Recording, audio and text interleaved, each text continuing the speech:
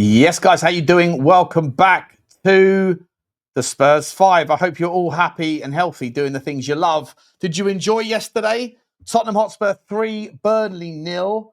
A comfortable victory, consummate ease, you might be able to say. Look, it was against, I guess one of the teams you'd expect to struggle this season.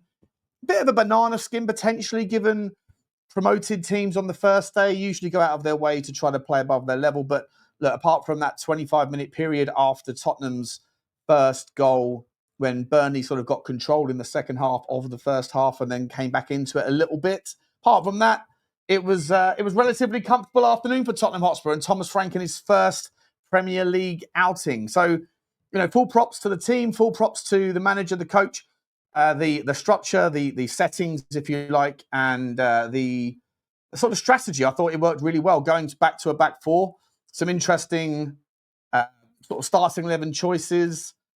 I think a lot of people were a little bit concerned or a little bit confused, maybe with some of the picks in there. But look, everyone played their part, and for me, obviously, it goes without saying, Richarlison sort of smashed it out of the bag, out of the park once again. Right, two goals in his Premier League opener. Can't ask for more from him. And I think that this system, if Mohamed Kudus can stay fit and Richarlison can stay fit, then I think you've seen there like a nice little chemistry, a nice little relationship that's building. And I think Kudus has shown in that 90 minutes what he can offer. And obviously we saw what he can offer against PSG, playing as the hold-up man, the outlet. But yesterday he was used more as a traditional right-wing forward, and just the ability to take a guy on, to get to the byline, to kind of kick and go in relatively short space, and then ping the ball across into a sort of decent area where Richarlison was in the right place, and with a lovely little couple of finishes from him, took us 2-0 up, and the game was then sort of almost behind Burnley. And I think this kind of goes back to the value in some of the things I've been saying for quite a while around having that sort of dual outlet. Imagine how much more value someone like Mohamed Kudus can provide Tottenham Hotspur if he has someone on the left-hand side that can do the same thing as he can in something like a Savinho, guys. Then it's going to create more space. I've been saying this forever, that if you have a 6 or an 8 that can switch the play and get it to those guys in those areas, then the fullback is either going to be left with a very difficult decision of handling a one-on-one, or if he calls for help, and then that creates space in the middle, then the wingers can move the ball inside. Even yesterday, when it was pretty much, most of our movement was going down that side and where the value came from, if you have someone like Savinho coming in this week, and I'm not necessarily sure we would go to the same sort of strategy or style against Manchester City anyway, but certainly the week after against Bournemouth before the international break, you could start to see some of that kind of manifest into reality, whereby that terrorizing sort of dilemma that fullbacks and centre-backs and sixes will find themselves in when they come to our stadium, and they're not sure which side of the park we're going to be playing down, but it doesn't matter. Either side, if you get the ball to them and they have that space, they have that ability to take a guy on. And with Savinho on the left-hand side, his ability being left-footed, his desire would probably be more likely to go to the byline, and Kudus doing something similar on the right. It just provides unbelievable value, guys. And then, like I say, in a world where that becomes too difficult a prospect for those fullbacks to be able to handle by themselves, they call for support from the centre-backs nearer them or the 6, and then so you're going to have the space in the middle. Eze would be a dream well to be able to unpick that scenario, and the value then can really, really be amplified within that sort of narrative. The Savinho story today, there's not a lot of noise around it.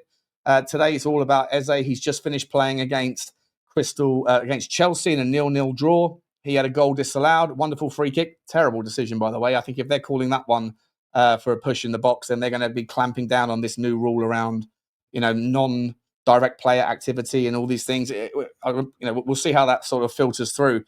But certainly the fact that he played, well, when he was announced in the starting 11, it was rumoured a couple of days ago, yesterday, that he wasn't going to be in the starting 11. Then he was today. So people are saying that that's bad news for the story.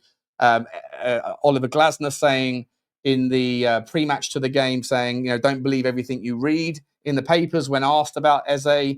And for what it's worth, after the game, he also said sort of similar things. I've just got some quotes here for you. He will come. This is from Oliver Glasner in the post-match. He will come tomorrow to the Crystal Palace training ground. Tuesday off. We take Wednesday, and I expect him to be back playing for us against Fredrikstad in the Conference League. That will be, would it? Yeah, the Conference League. So, I mean, you wouldn't expect Oliver Glasner to be saying, yeah, look, he's fully coys, he's off. The fact that he played today, maybe you could read into it, or maybe you could think it's a sign of respect. Maybe it does mean that the story isn't quite as close as some of the other ITKs have been suggesting it is. But I don't think we should read too much into it and assume, therefore, that it's not going to happen. Again, I think that Parish is just very much a guy that is a difficult geezer to work with, difficult geezer to negotiate with, and consequently, we just have to kind of hope that intermediaries can figure out the kind of the hows and the whys and the whos and get it done. At the same time, you can respect the idea that Oliver Glasner will need to have his replacement in. There's rumours out today that, and the last couple of days, that Crystal Palace are very much interested. There's a player from Bruges they're interested in. They're still interested in Harvey Elliott. That deal hasn't been sort of tied up yet, whether he's going there, somewhere else, or maybe to Germany, to Leipzig. But you can understand that they would be like, of the inclination that they need to at least get advanced in one of those deals before they necessarily know how much they're paying for that, so how much they can put on. Maybe if that goal had have stood today, maybe that would have been used as an amplifier in the value proposition.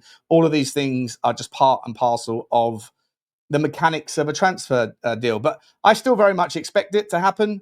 What I would say, as I said on the Spurs Talk Show a couple of days ago, I do think that there's a lot of kind of dominoes and a lot of if this, then that's, right? You have to think about the same with the Savinho deal. Tottenham are interested in Savinho, but in order for that to happen, City need a replacement and they're interested in Rodrigo. But as to Arsenal, as to Liverpool might not want to sell Harvey Elliott unless they know they're going to get Rodrigo. And so you can, if you check out the video, I won't go into the details of it, but essentially it's a lot of if this, then that's.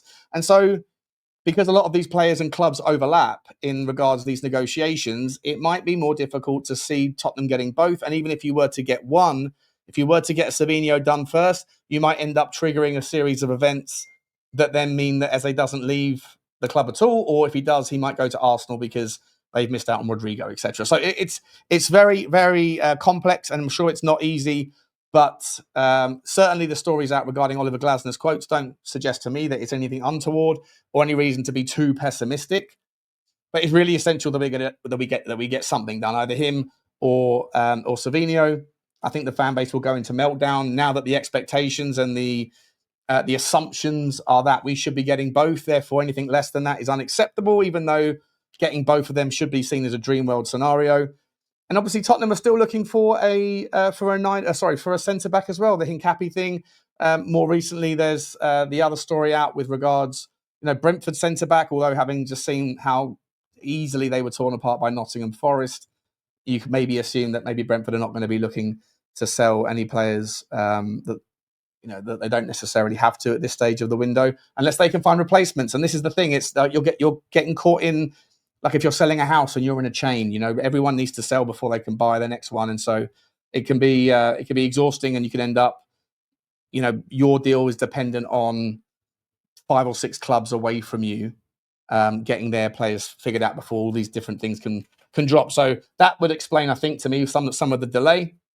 As far as the valuation goes for these guys, Savinho, look, I mean, I know most of us don't really care about those things. I think that they are considerations because there's opportunity cost. If Tottenham do have to pay record transfer fee money for Savinho, it's a massive, massive, massive risk, right? If it's £75 million, something like that for a 21-year-old, look, I know we don't care. And I know that, I think that at times Daniel Levy should be thinking more about the value that player brings to us now than the value that someone else will see in that player in the future from us, if that makes sense. But at the same time, I feel like you have to also acknowledge that if you're spending £75 million there when he's probably only worth 50 at best, and that means it's 25 million less that you have to figure out on the Eze deal. And if you're also getting, kind of, bent over a table a little bit with the Eze deal, then you might end up overpaying on both. at least in terms of relative valuations, which then means that you don't have the money left over to go and get the centre back. And, you know, God forbid something was to happen if we went and overpaid for both of those players and then something happened to Mickey van der Ven next week or the week after, and you have no change left over, no time to go and get a centre back, and then you're trying to go away in Europe to Real Madrid and you want to play the back three system, but you have Ben Davies on the back on the left side of a three. You know, it becomes problematic, right? So all of these things are considerations. All of these things have to be sort of contextualized and baked into, I guess, at least the decision makers' thought processes around where is the limit in the overpayment. I'm sure there's ambition. I'm sure there's intent to get these things done, but I do think that there is a point in which we have to sort of say, okay, that's too much. I don't know if you agree. Let me know in the comments. But it's in terms of the Oliver Glasner story. So yeah, there's the story regarding the Eze story. Oliver Glasner saying that he's expecting him back in tomorrow. There's more video here showing Eze someone's interpreting it as looks like a goodbye. To me, it just looks like he's doing nothing different to any other players on that pitch that are not necessarily saying goodbye. So I think we're reading into that one. And Bobby Manzi, whoever that man is, Bobby Manzi is saying, who is he? Crystal Palace and England under-21 reporter. He's saying Eze shares a moment on his own with the Palace support after most of the players have left the pitch. I guess that's the same reference here, potentially. Yeah, I mean, that's a fact, but is it relevant? Is it, you know, should we be reading into it? I'm not entirely sure. I don't know. We're looking at the pictures now on just him. A snapshot. I don't know. I don't know what to make of it, guys. If you're asking me, do I think that Tottenham Hotspur is going to be welcoming Eberechi Eze into our football club on our player roster in the next 48, 72 hours? I really hope so. And I think that I'm leaning yes. I actually think yes on both. But I do think we're going to end up overpaying on both. And I think that whilst that shouldn't matter, it will matter if we've spent so much on those two that there's no room for a 9, there's no room for an 8, there's no room for a centre-back or a left-back because there's just not enough budget at this stage in the window. And consequently, if then there's an injury to a Richarlison or to a Solanke or to one of the guys in the back three, then Tottenham will obviously have problems. But we'll have to cross that bridge when we get to it. There's no point in, a bird in the hand is worth two in the bush, I guess is the right way to say it. So let's see if we can get them done.